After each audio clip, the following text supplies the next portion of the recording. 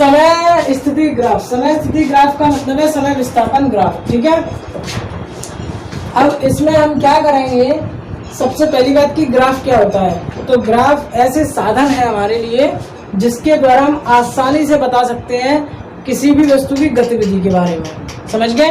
Graph को देखकर, जैसे समय स्थिति ग्राफ है, उसको देखकर अगर तुमसे कोई पूछ ले कि 5 सेकंड पर वस्तु जो चल रही थी वो कहाँ पर है, या रुकी हुई वस्तु है वो कहाँ पर है, तो हम सीधे 5 सेकंड को देखेंगे और उसके ऊपर जैसे हम ग्राफ में जाएंगे हमें तुरंत पता चल जाएगा। यानी कि ग्राफ ऐसे साधन है जो हमें किसी भी वस्तु की स्थिति का ज्ञान आसानी से करा देती है, समझ गए। जब स्थिति की बात हो रही है तो स्थिति के बारे में बताएंगे, वेग की बात होगी तो वेग के बारे में बताएंगे, त्वरण की बात होगी तो त्वरण के बारे में बताएंगे, आसानी से पता चल जाएगा हमें, ठीक है। ग्राफ बनाते समय 2 अक्ष होते हैं, एक होता है एक्स अक्ष और दूसरा होता है वाई अक्ष, समझ गए। ये वाला हमारा क्या है, एक्स अक्ष, ये कौन है, एक्स अक्ष, ये वाई अक्ष। सर जो एक्स होता है वो वाई होता है, नहीं ये वाला हमारा हो जाएगा वाई अक्ष, ये वाई होता है पागल, ये एक्स होता है, ठीक है। ये हमारा हो गया वाई अक्ष। अब देखो एक्स अक्ष पे है, एक्स अक्ष पे हमेशा स्वतंत्र राशि रहेगी। कौन सी राशि, स्वतंत्र, जिस पर किसी का बोलबाला नहीं हो। स्वतंत्र राशि का मतलब जैसे समय, अब समय स्वतंत्र राशि है हम जानते हैं, क्योंकि अगर समय को हम कहेंगे ये थोड़ी देर के लिए रुक जा, तो क्या समय रुक सकता है, नहीं। तुम घड़ी के सेल को निकाल दो तो भी नहीं रुकेगा समय, वो तो चलता ही रहेगा, समझ गए कि नहीं। तो समय किसी पर डिपेंड नहीं कर रहा है, समय क्या है, स्वतंत्र राशि। इसीलिए समय किस पे आएगा हमारा, समय हमारा एक्स अक्ष पे ही आएगा, समय t, ठीक है। ये किस पे आया, इस तरफ। और स्थिति हमारी आ गई इस तरफ। स्थिति को ही हम कहते हैं विस्थापन भी कह देते हैं, क्या कहते हैं, विस्थापन। ये हमारा होता है मीटर में, विस्थापन किस में होता है, मीटर में, और समय होता है हमारा सेकंड में, ठीक है। ये हमारा मूल बिंदु O है। समय वेग समय स्थिति ग्राफ की अगर पहली बात करी जाए कि अगर इस तरीके से बात करें, यहाँ पे 1 सेकेंड, 2 सेकेंड, 3 सेकेंड, 4 सेकेंड ऐसे चल रहा है, 2 मीटर, 4 मीटर, 6 मीटर, 8 मीटर, ये सब मीटर में है। अगर हम बात करें किसी वस्तु को देखा हमने, जब हमने देखा तो वो वस्तु कितने पे थी, मान लेते हैं 6 मीटर पे थी स्थित, समझिए। जैसे ऊंचाई की बात करें तो 6 मीटर ऊंचाई पर कोई मान लो बिल्ली बैठी हुई है, बंदर या बिल्ली, बंदर चढ़ जाता है ऊंचाई पे, बंदर बैठा हुआ है कहाँ पर, 6 मीटर की ऊंचाई पर। उसे देखते देखते तुम्हें 1 सेकंड हो गया, वो बंदर वहां से हटा ही नहीं, तो भी वो कहाँ पे बैठा है, अभी भी कितने मीटर ऊंचा है, 6 मीटर ऊंचा है ना। जब मैंने देखा तो मेरा समय कहाँ से स्टार्ट हुआ, 0 से देखा, तब भी कहाँ पे थी, 6 पे। देखते देखते मुझे 1 सेकंड हो गया, तब भी वो कहाँ पर है, 6 पे ही है। फिर देखते देखते मेरा 2 सेकंड हो गए, तब भी वो नहीं गया, कहाँ पर रहा, 6 पे। 3 सेकंड हुए तो भी वो वही है, ऐसे करके 4 सेकंड भी हो गए तो भी वो कहाँ था, मैंने ये देखा कि जब से मैं देख रहा हूँ वो 6 मीटर से चेंज हुआ ही नहीं। यानी कि टाइम तो बढ़ता जा रहा है ना, टाइम तो किसी के साथ रुका ही नहीं है, लेकिन रुका कौन है, ये रुका हुआ है। समय तो चल रहा है, रुका कौन है, ये कितने मीटर पर, 6 मीटर पर। तो जब हम इन सभी बिंदुओं को मिलाएंगे तो हमारा ग्राफ बनेगा। हाँ। तो देखो इनको मिलाने पर हमें एक सरल रेखा प्राप्त हो गई या नहीं, हाँ। सरल रेखा। इसका मतलब क्या है, इसका मतलब ये है समय के दौरान जब किसी वस्तु की स्थिति में परिवर्तन नहीं होता तो उसकी विराम अवस्था कहलाती है। तो वो क्या कहलाती है, विराम अवस्था। और विराम अवस्था में कोई वस्तु क्या रहती है, स्थिर रहती है समय के साथ, समझ गए कि नहीं।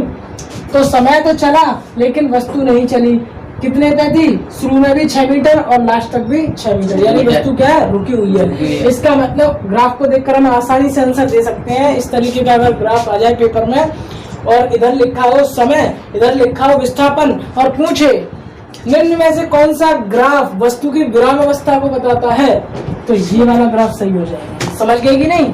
तो इस यहाँ से नोट बन गया कि समय स्थिति ग्राफ में या समय विस्थापन ग्राफ में जब ग्राफ एक्स अक्ष के समांतर रेखा प्राप्त होता है, जब ग्राफ एक्स अक्ष के समांतर रेखा प्राप्त होता है तो वस्तु विराम अवस्था में होती है। तो कैसी अवस्था है? वस्तु विराम अवस्था में होती है। समझ गए ना? तो यहाँ पे हम लिख सकते हैं तो ग्राफ भी आया था फिजिक्स में। ग्राफ क्वेश्चन आएंगे बेटा इस पे। ग्राफ एक्स अक्ष के सर ये बना हुआ ही आएगा। समांतर हो, हाँ, तो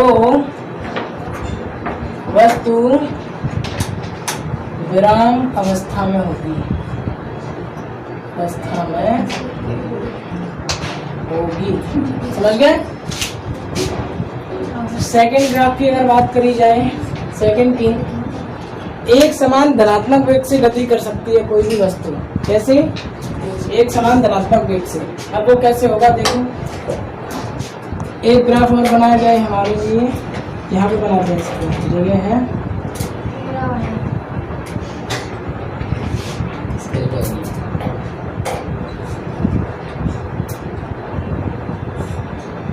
ठीक है। ये x, ये y और ये हमारा क्या है? विस्थापन।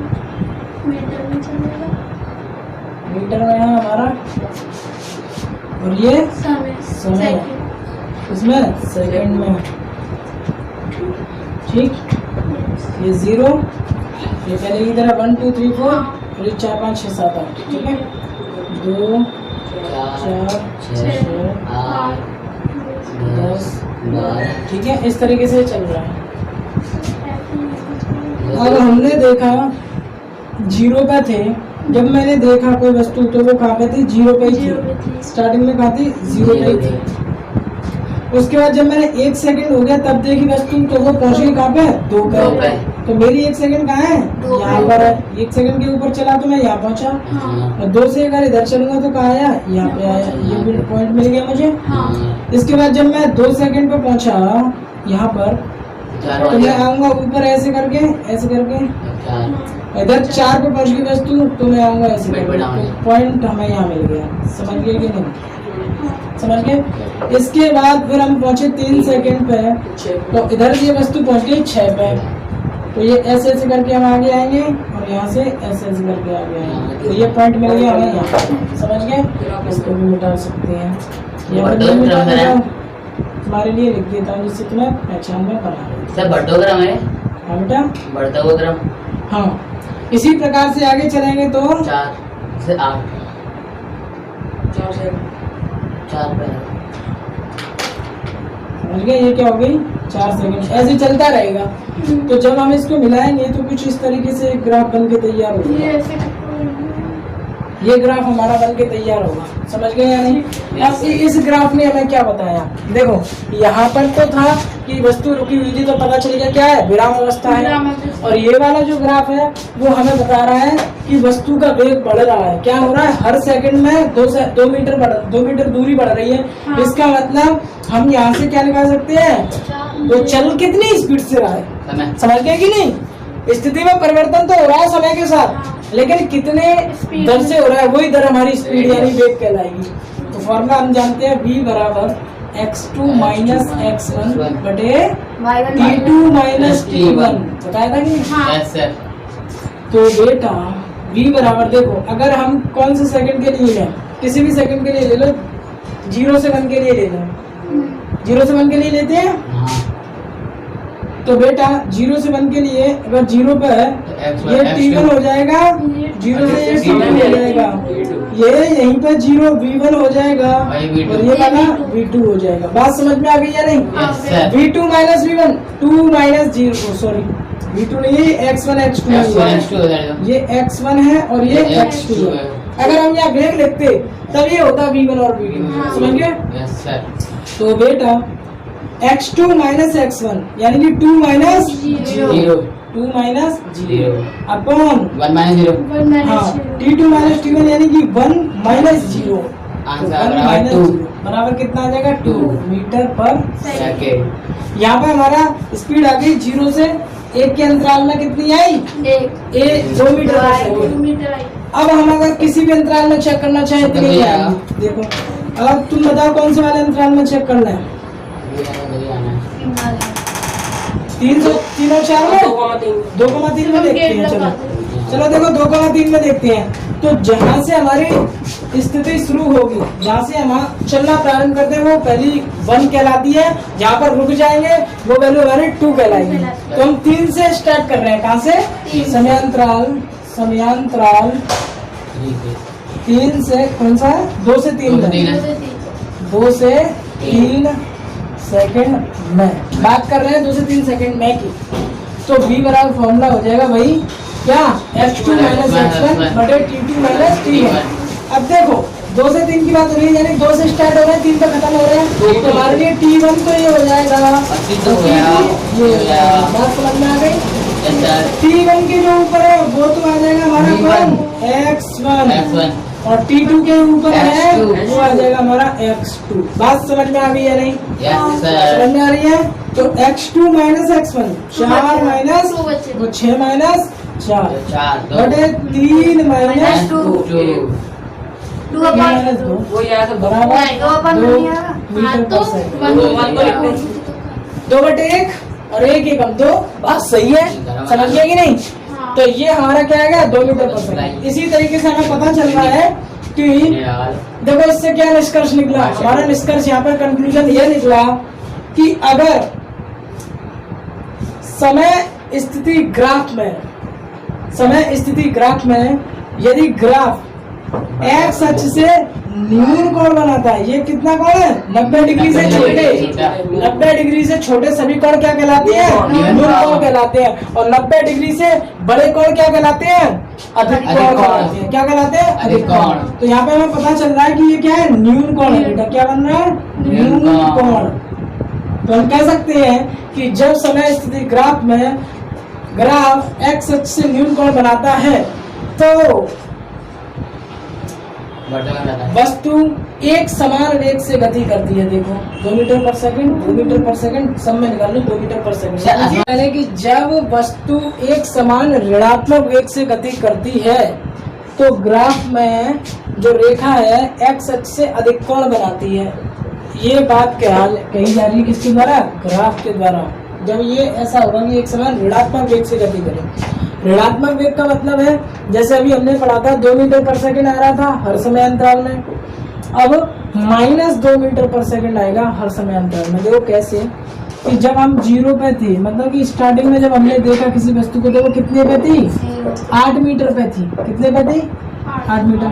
1 सेकंड हो गया तो वो कहाँ पे आ गई? देखो ये आ गई 6 पे। बात समझ में आ गई या नहीं? उसके बाद जब 2 सेकंड हुए तो वो कहाँ आ गई? 4 पे आ गई। उसके बाद बात समझ में आ रही है कि नहीं? इसके बाद 2 सेकंड के बाद 3 सेकंड पे जब हम पहुंचे तो ये यहाँ आ गई। ऐसे 4 पे आ गई 0 पर। तो उल्टा हो रहा है कि नहीं? देखो पहले की तरह। समझ गए?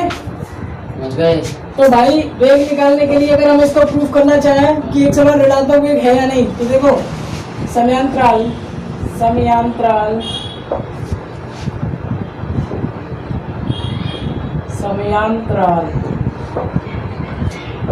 0 to 1 सेकेंड में, 0 से 1 सेकेंड में देख रहे हैं। 0 क्या हो जाएगा? t1, ये क्या हो जाएगा? t1 और ये क्या हो जाएगा? t2। ये क्या हो जाएगा? x1 और ये क्या हो जाएगा? गलत हो गया। 0 पे देखेंगे तो ऊपर गए हैं, ग्राफ का टच कर रहा है ये वाला 8 पे, तो ये है हमारा x2। इसके बाद नीचे आएंगे तो ये है हमारा x1। बात समझ में आ गई है नहीं? बिल्कुल सही। तो यहाँ पे मैं कह सकता हूँ कि t1 बराबर 0 और t2 बराबर 1 सेकेंड। इसी प्रकार से x1 बराबर 8 मीटर और x2 बराबर 6 मीटर। बात समझ में आ रही है नहीं? बात समझ में आ रही है? तो देखो बेटा, वेग निकालने के लिए x2 minus x1 upon t2 minus t1 formula होता है। तो बेटा x2 कितना है हमारा? 6 माइनस x1 कितना है? 8 बटे t2 कितना है? 1 सेकेंड माइनस कितने बचेंगे? माइनस के 2 बचेंगे, नीचे 1 बचेगा तो -2 मीटर पर सेकंड। आज समझ में आ गई कितना आ गया? -2 मीटर पर सेकंड। इसमें ऋणात्मक वेग आ रहा है। हाँ, इसीलिए तो कहा गया है यहाँ पे ऋणात्मक वेग से गति कर रही है। अब देखो अगर समयांतराल कौन सा वाला ले बता दो, कोई भी ले लो, 1 से 2, 2 से 3, 3 से 4, 3,4 समयांतराल 3,4 में 3 से 4 में। तो देखो बेटा T1 बराबर कितना हो जाएगा, जो पहला वाला है वो 1 और जो दूसरा वाला है वो 2। T1 बराबर 3 सेकंड और T2 बराबर 4 सेकंड। T1 के ऊपर x1 और T1 के T2 के ऊपर x2। समझ गए कि नहीं, x1 x2 समझ गए। T1 कौन सा माना है हमने, देखो 3 सेकंड, 3 के ऊपर पहुंचेंगे तो कितना आया, ये कौन हो गया हमारा 1 4। अब कहाँ पे पहुंचे, 3 से 4 के ऊपर कहाँ जाएंगे, ऊपर कहाँ जाएंगे, ये तो यही मिल गया ना 0। तो इसके सामने बात समझ में आ गई या नहीं, समझ गए। यस हाँ सर। बेटा किसी को समझ में नहीं है तो पूछ लेना। तो v बराबर हो जाएगा x2 माइनस x1 और t2 माइनस t1। तो x2 कितना है 0 माइनस 2 बटे 4 माइनस 3 बराबर माइनस का 2 मीटर पर सेकंड। समझ गए, देखो 2 मीटर पर सेकंड, 2 मीटर पर सेकंड अर्थात एक समान ऋणात्मक वेग से गति करती है कोई वस्तु तो रेखा अधिक कोण बनाती है। तो देखो समय वेग ग्राफ में क्या होगा कि वेग क्या है, धनात्मक और ऋणात्मक वेग कुछ भी हो सकता है, ठीक है, स्थिति माइनस में नहीं जाती है, लेकिन ये धनात्मक और ऋणात्मक कुछ भी हो सकता है। ये समय है, पहले की तरह समय आगे बढ़ रहा है। पहले मैंने स्थिति में बताया कि ये ऊपर जा रहे थे, ठीक है। अब यहाँ पे क्या है, वेग माइनस में भी आ जाता है, जैसे हमने अभी प्रूफ किया था ऋणात्मक वेग। समझ गए कि नहीं। तो जितना वेग ऊपर लिया उतना वेग हमने नीचे लिया। अब हम किसी वस्तु को देख रहे हैं, जैसे वस्तु का मतलब है कि मैंने देखा कि ये शिवम है, वो अपनी एक्टिवा लेके जा रहा था और एक्टिवा में ये चला रहा है, मान लेते हैं 20 की स्पीड पे। कितने पे, 20 की पे। जब मैंने देखा तो भी 20 की, देख रहा हूँ 1-2 सेकंड हो रहा है तो भी 20 की, थोड़ी देर हो गई तो भी 20 की। इसने क्या किया कि स्पीड को चेंज नहीं किया, यानी कि एक समान स्पीड से चल रहा है कि नहीं, स्पीड एक समान है। इसका मतलब क्या होगा कि अगर मैंने कोई वस्तु 6 पे देखी है, 2 सेकंड हो गए तो भी 6 पे, 3 सेकंड हो गए तो भी 6 पे, तो हमारा ग्राफ एकदम सरल रेखा प्राप्त हो जाएगा पहले की तरह। समझ गए कि नहीं, समझ गए। ऐसे ही माइनस में देखते हैं तो माइनस में भी प्राप्त हो जाता है, यानी लगातार घटती हुई वेग से एक समान ऋणात्मक वेग से देखते तो भी क्या हो जाती, सरल रेखा प्राप्त हो जाती। यानी कि अगर इस तरीके का ग्राफ आ जाए, ध्यान देना पेपर में ग्राफ पूछेंगे, 4 ग्राफ बन के आएंगे, निम्न में से इसका कौन सा सही है, ऐसे बोल दे कि निम्न में से कौन सा ग्राफ यह बताता है कि वस्तु एक समान वेग से गति कर रही है, ठीक है। तो 2 ग्राफ आ जाए, एक ऐसे आ जाए, दूसरा भी ऐसे ही आ जाए, लेकिन यहाँ पे लिखा है, इसके सामने यहाँ समय लिखा है, यहाँ पर लिखा है वेग, यहाँ लिखा है समय और यहाँ लिखा है विस्थापन,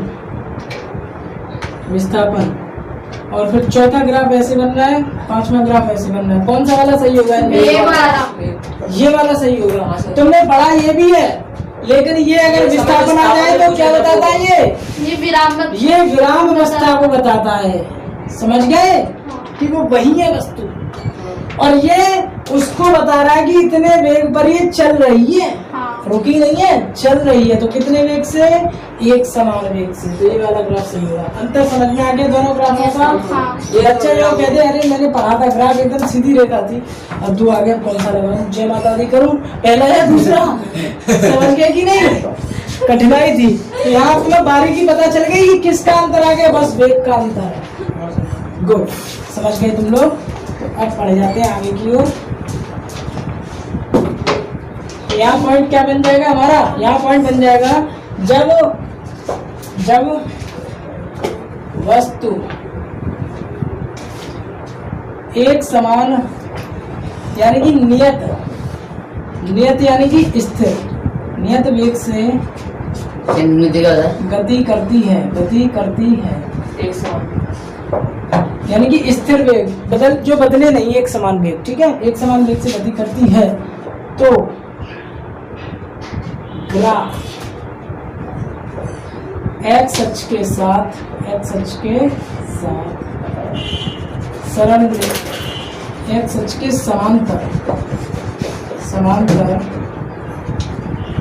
सरल रेखा प्राप्त होता है। समझ गए कि नहीं? समय स्थिति ग्राफ में, ठीक है। हाँ सॉरी, समय वेग ग्राफ में। सेकंड पॉइंट ऐसे आ जाए कि जब एक समान बढ़ते हुए वेग से गति करने लग जाए वस्तु। समझ गए? यानी कि जब वस्तु का वेग एक समान रूप से बढ़ता है, वेग क्या हो रहा है? अब बढ़ता है, तो क्या होगा? देखो, तो बात यही बन जाएगी। सेकंड वाला जो ग्राफ मैंने बनाया था, बढ़ रहा है तो भैया ये वाला ग्राफ बनेगा। यहाँ पर क्या है? समय सेकंड में, और इस तरफ क्या आएगा? इस तरफ मीटर पर सेकंड में, ठीक। यहाँ है 0, इस तरीके से बना देते हैं।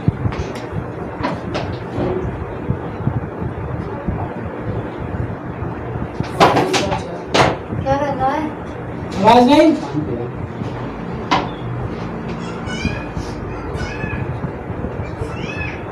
समझ गए बेटा? तो कुछ इस तरीके से है। 0, 1, 2, 3, 4 ये सेकंड हो गए, ये 2, 4, 6, 8 ये मीटर पर सेकंड वेव हो गया। अब हमें पता चल रहा है कि देखो, जब हम 0 पे देख रहे हैं तो 0 सेकंड है, 1 पे देख रहे हैं तो 2 मीटर पर सेकंड वेव हो गया, 3 पे देख रहे हैं 3 सेकंड पे देख रहे हैं तो कितना हो गया? 6, 4 सेकंड पे देखा तो 8। वेग क्या हो रहा है? लगातार बढ़ रहा है। देखो 2, 4, 6, 8 लगभग बढ़ता जा रहा है। इसका मतलब क्या है? एक समान रूप से बढ़ रहा है। और जब वेग बढ़ेगा एक समान रूप से, तो ये ग्राफ किसके बारे में बताएगा? त्वरण के बारे में। किसके बारे में बताएगा? त्वरण के बारे में। तो ये बराबर फॉर्मूला लग जाएगा V2 माइनस तो यहाँ विस्थापन होता तो क्या लिख देते यहीं पे? फिर वो V बताता, फिर V को बताता और ये हो जाते x2 माइनस x1। दोनों चीजें समझ में आ गई या नहीं?